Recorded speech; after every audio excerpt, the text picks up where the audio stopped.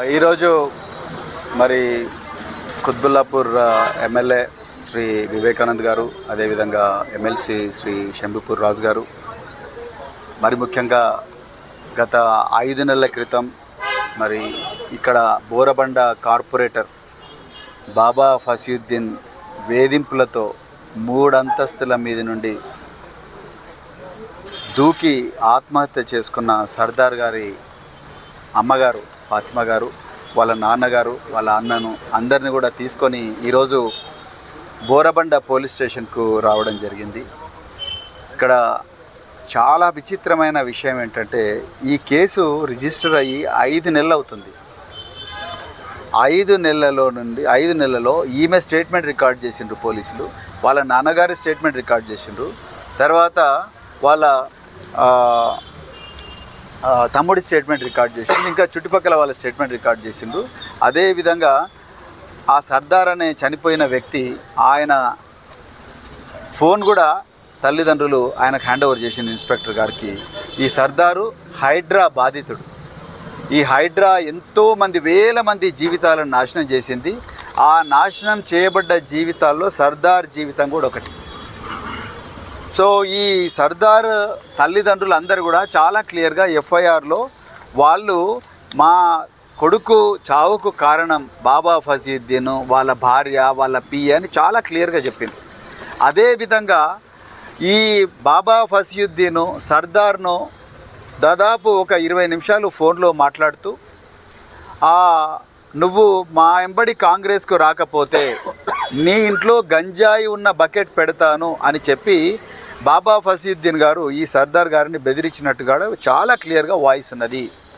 కానీ 5 నెలలైంది ఈ మాట్లాడిన వ్యక్తి బాబా ఫసీయుద్దీన్, అటువైపు సర్దారు ఆయన మాటలు విన్న వ్యక్తి అని చెప్పేసి చాలా క్లియర్గా ఉన్నప్పటికీ కూడా 5 నెలలైంది ఇంతవరకు ఇన్వెస్టిగేషన్ ఎటు పోవడం లేదు. ఉల్టా ఇలా విచిత్రమైన విషయం ఏంటంటే, ఇదే బాబా ఫసీయుద్దీన్కు గన్మెన్లను ఇచ్చింది. నిజానికి గన్మెన్లు ఇవ్వాల్సింది ఫాతిమా గారికి, గన్మెన్లను ఇవ్వాల్సింది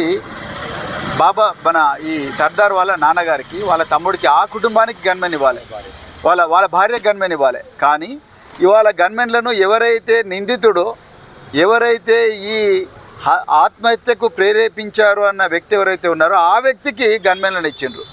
ఇంకా ఆశ్చర్యకరమైన విషయం ఏంటంటే, ఈ గన్మెన్లను వేసుకున్న నిందితుడు ఈయన అందరినీ బెదిరించుకుంటూ మంత్రి సీతక్క గారితో తిరుగుతూ ఉన్నాడు.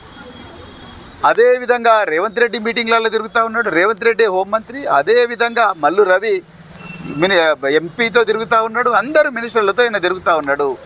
ఇవాళ మేము ఏ గల్లీకి పోయినా, ఏ చౌరస్తాలో కూర్చొని మాట్లాడినా కూడా అక్కడ ఉండే ప్రజలందరూ సార్ ఈయన బెదిరింపులు చాలా ఎక్కువగా చేస్తూ ఉన్నాడు. ఇదే విధంగా మేము మిగతా పార్టీలు ఎవరు తిరిగినా కూడా వాళ్ళందరూ మీరు కాంగ్రెస్ మీటింగ్లకు వస్తేనే బిడ్డ మీరు మంచుకుంటారు, లేకపోతే మీకు కూడా సర్దార్కి పట్టిన గతే పడుతుంది అని చెప్పి ధమ్కీలు ఇస్తున్నాడని కూడా చాలామంది చెప్తా ఉన్నారు.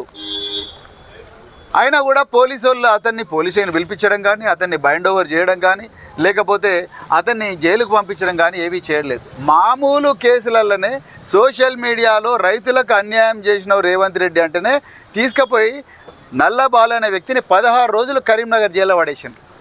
దిలీప్ కొనతం అనే ఒక సోషల్ మీడియా సీనియర్ లీడర్ను ఆయనను నిర్మల్ జైలుకు తీసుకుపోయినారు, నిర్మల్ పోలీస్ స్టేషన్కు తీసుకుపోయినారు. హైదరాబాద్లో కిడ్నాప్ చేసి నిర్మల్ పోలీస్ స్టేషన్ తీసుకుపోయినారు. గౌతమ్ పోతగోన్ అనే ఒక వ్యక్తిని ఆయనను బెంగళూరు హైదరాబాద్ విమానాశ్రయంలో అరెస్ట్ చేసి అతన్ని మరి జైలుకు పంపించిండ్రు. బాబా ఫసీయుద్దీన్ మాత్రం దొరుకుతలేడు. దీని అర్థం ఏంది? మీరు ఎంతన్నా దౌర్జన్యం చేయండి, మీరు ఎంతమందినైనా చంపండి, మీరు ఏం చేసినా కూడా మీకు గన్మెన్లను ఇస్తామని చెప్పేసి ఇక్కడ మెసేజ్ మరి రేవంత్ రెడ్డి ప్రభుత్వం ఇస్తూ ఉన్నది. అందుకొరకే పెద్దలు వివేకానంద్ గారు, శంభుపూర్ రాజు గారు, మరి తల్లిదండ్రులు అందరం కలిసి మేము ఇలా పోలీసు వాళ్ళని డిమాండ్ చేసినాం, అర్జెంటుగా ఈ బాబా ఫసీయుద్దీన్ అరెస్ట్ చేయాలి, అర్జెంటుగా అతని మీద రౌడీ షీట్ ఓపెన్ చేయాలి, అర్జెంటుగా అతన్ని పీడీ యాక్ట్ పెట్టి జైలుకు పంపించాలి. మేము అదేవిధంగా ఎలక్షన్ కమిషన్ కూడా కంప్లైంట్ చేయబోతున్నాం. ఇతను ఓపెన్గా గన్మెన్లను పెట్టుకొని తిరిగినంత కాలం ఈ ప్రాంతంలో ఎలక్షన్లు స్వేచ్ఛగా జరగవు, ప్రతిపక్ష పార్టీల గొంతు నొక్కేస్తూ ఉన్నారు. అందుకొరకే మేము commissioner of police Hyderabad Sajjanar గారు కూడా రిక్వెస్ట్ చేస్తూ ఉన్నాం. సజ్జనార్ గారు దయచేసి మరి ఈ కార్పొరేటర్ ముసుగులో ఉండే ఈ గూండాను అర్జెంటుగా అరెస్ట్ చేయండి.